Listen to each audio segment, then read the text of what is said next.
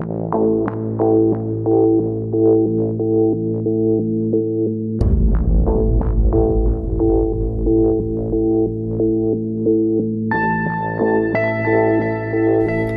was 12 years ago, December 1996.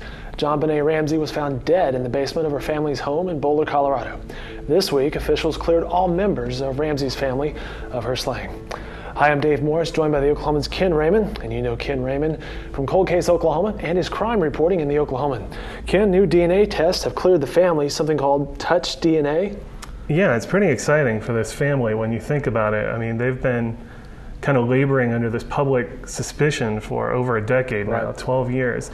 And now it's not really a new form of DNA testing, but it's a new way of gathering DNA. Touch DNA testing is also known as low copy number DNA. Basically, if I reach out and touch you, I leave some skin cells on that shirt, on that item that I touched. You can't see them, they're invisible. But if someone has a reason to suspect that I touched you there, they're able to go in and kind of scrape that shirt and maybe recover some of these invisible cells. That's what happened here.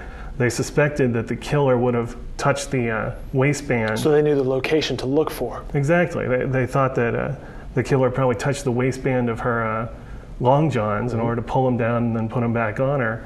And so they checked there, and they were actually able to recover enough of a DNA sample there to compare it against a blood stain that they had earlier recovered from her underwear. So the touch DNA clears the family. So where does the DNA now point? Well, the DNA points to an unidentified man.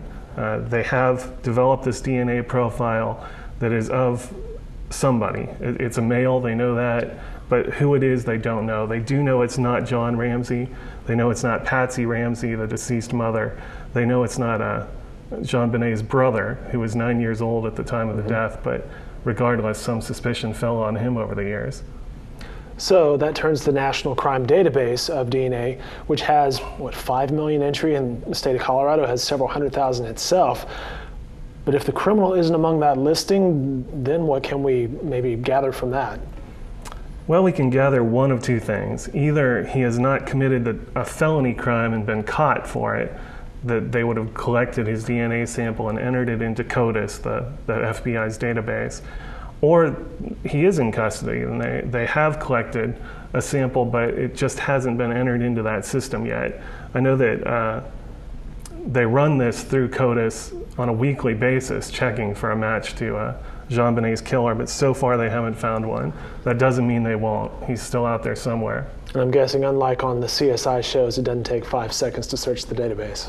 No, it's a pretty big database. Things computerized now, they do go pretty quickly, but it's a little more involved process than that. All right, Ken, well, thanks for your time and expertise. Be sure to check out Ken Raymond's reporting on Cold Case OKC, including the blog. Some good stuff in there. Ken, again, thanks.